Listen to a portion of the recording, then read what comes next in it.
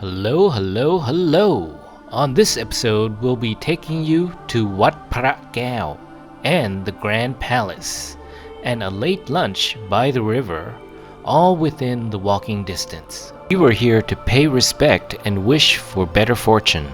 Every time we come here, there's always good things happening. It's very sacred for us. If you've been here in the last 20 years, you'd be surprised how very few people there are today. Now is the best time to visit. Once you're here, you'll notice there are two giants standing at every gate. These are symbolically guards, same as the Chinese warrior by the stairs. Wat Phra Kaew is not like any Thai temple, as it is the royal temple for the current Thai dynasty. No monks lives here. In the old days, only the king and his servants lived next door at the Grand Palace. Now it is only used for royal ceremonies, tourist attraction, and a sacred place for the Thai people.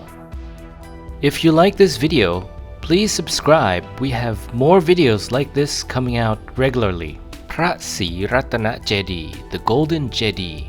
Beautifully proportioned with astonishing gold tiles. Walking around this jetty gives me pleasure, seeing the lines, the plane, and the bright shining gold. At this scale, it's hard to describe until you see it for yourself. The importance of this jetty is it houses the relic of the Buddha. Wat Phra Kaew is a very complex architecture. There are buildings and elements from large, medium to small. This is called Bon Phra Busabok, northwest. There are 4 of them. This one houses the symbol of the first 3 kings.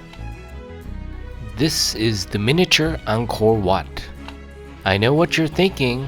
Angkor Wat is Cambodian, isn't it? Why do you have it here? Well, King Rama IV really appreciates the Cambodian architecture, so he had a very detailed miniature version built here.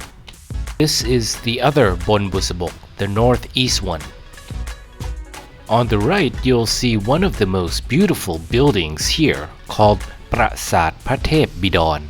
It translates to Castle of the Godfather. It houses the statue of the first 5 kings, which we also consider as fathers. Now before we go here, I like to show you this part first. These groups of buildings are more like what you see in Thai temples. The one on the left is more special as it has a crown top decorated with small pieces of Chinese ceramic. The statue you see on the left are from ancient Thai literature of Himapan creatures. This one is half giant and half bird. Another golden jetty is Phra Suwan Jetty. There are 2 created by King Rama I for his parents. Elegant statues of giants and monkeys lifting the base. Here you can see more of the Himapan creatures. This is the Kinari. This area is the actual entrance of Wat Phra Kaew. The one we came in at the beginning is the back entrance. Another look at Prasat Patep Bidon. Beautiful proportion and elegantly decorated.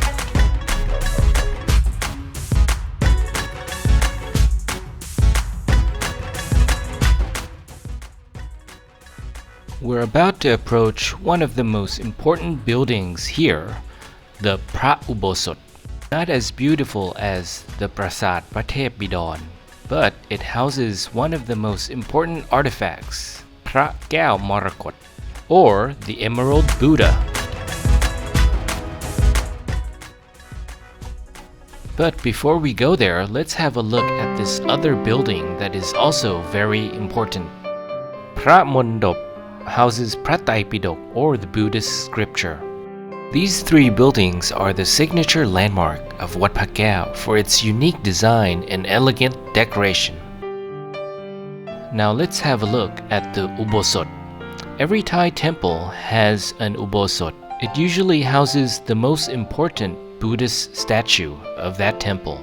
In this case, it's the Emerald Buddha. First, the material of the Buddha appears to be gold, but a crack on the nose revealed the inside material as jade.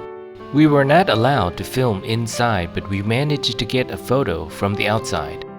The Emerald Buddha has 4 outfits, one for each season. There are changing ceremonies for each outfit change by the king. This is the front area of the Ubosot where you can pray. There is a chant line in Sanskrit that is very magical.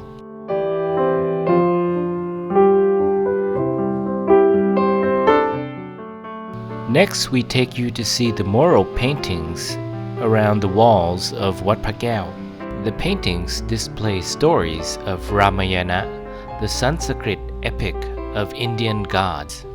You can find these paintings along the 4 walls that surround this complex. War between 2 rivals in many cities. Monkeys, giants, gods, and many other creatures.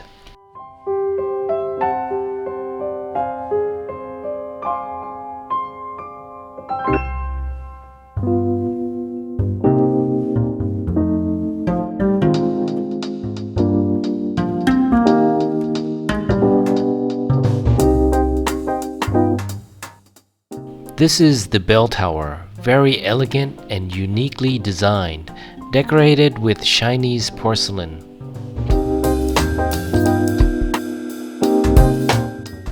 Baisema, the sacred stone that identifies the boundary of Phra Ubosot, or the main temple.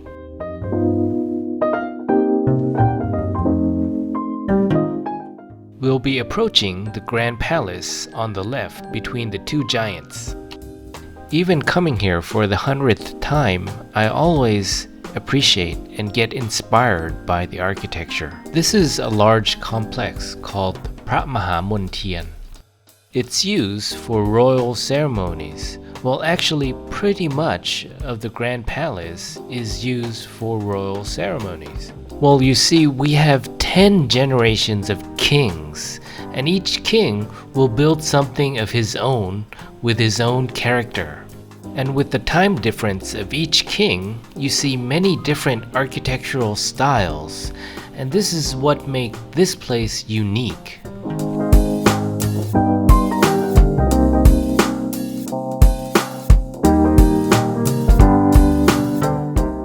The Grand Palace is a display of time and the king's architectural preference and taste. I like to play with this, a Chinese statue of a lion with a round ball in its mouth. It always makes me wonder how you put that ball in there without being able to get it out. If you figured this out, let me know in the comments. We are approaching another zone in the Grand Palace called Pratinang Dusit Mahaprasad. Located in here, a small Thai architecture with delicate details called Pratinang Apapimok Prasad. Throughout the video, you'll probably notice there are many jade-like crown tops on the roof. Normal Thai architecture will not be able to have this, only the royal Thai architecture. The interior of the Grand Palace is not usually open to the public, only some areas and some special occasions. Now we'll be heading to the restaurant right across the street by the river. Kruwa Kun Kung at the Thai Royal Navy Club, right next door to the Grand Palace. This restaurant has been here since I was a kid when my parents brought me here. Serving authentic Thai cuisine, we start with Namprik Kung Sot, a variety of vegetable with a pungent prawn dip, sweet and bitter vegetable with spicy dip. This is squid in salty egg yolk sauce. The salted egg yolk sauce complements the chewy texture of the squid. I thought we made a mistake ordering this because it's not in the menu. Roti, green curry beef. But I was wrong, we drank every last drop of the curry. The last menu is something you can probably only get it here because I've never seen it anywhere else. Minced pork and prawn in curry with boiled eggs, yolk still runny.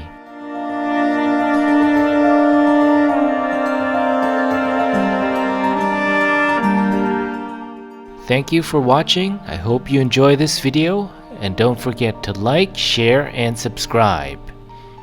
See you on the next video.